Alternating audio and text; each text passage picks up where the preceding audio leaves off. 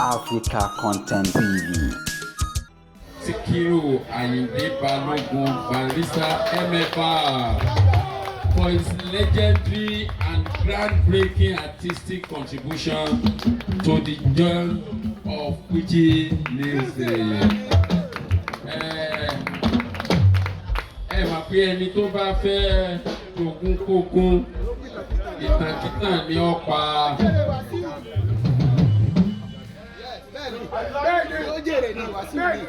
Ní títí wa ẹni tí àwa gbọ́njú bá tí àwa mọ̀ tí ó jẹ́ wípé Ọlọ́run lò láti dá Fuji sílẹ̀ tí ò rújú rárá. Òun náà ni Alhaji Sikiru Ayinde Barrister. Ní orúkọ ìpínlẹ̀ Ọ̀yọ́, ẹ rí wípé Alhaji Sikiru Ayinde Barrister ń fẹ́ mi wọ́n gba MFR. Bẹ́ẹ̀ni. Lagos State ọ̀nà wọn Olúbàdàn gbà yẹn ó fún wọn ní oyè. State gangan ò fún wọn ní oyè kò fún wọn ní award yìí láti mọ iṣẹ́ tí wọ́n ṣe. Gbọ́n ní orúkọ ìjọba ìpínlẹ̀ Ọ̀yọ́ à ń fi àsìkò yìí mọ iye iṣẹ́ ribiribi tí Alhaji Sikiru Ayinde Barrister ṣe. Tó jẹ́ pé tí ìjọba míì tó kò bá tún yá ìjọba míì ló tún dé yóò tún kò wí pé òkè o ẹ jẹ́ ká wo nǹkan báyìí ká tún lè mú ẹ̀ láfta Alhaji Sikiru Ayinde Barrister. Túrúgbò Ìbàdàn ló jẹ́. So nídìí èyí inú mi dùn láti gbé àwọ́ọ̀dì fún ọmọ wọn Alhaja Madina Àṣàbí Balógun. Bàrí Mádé kú oríire.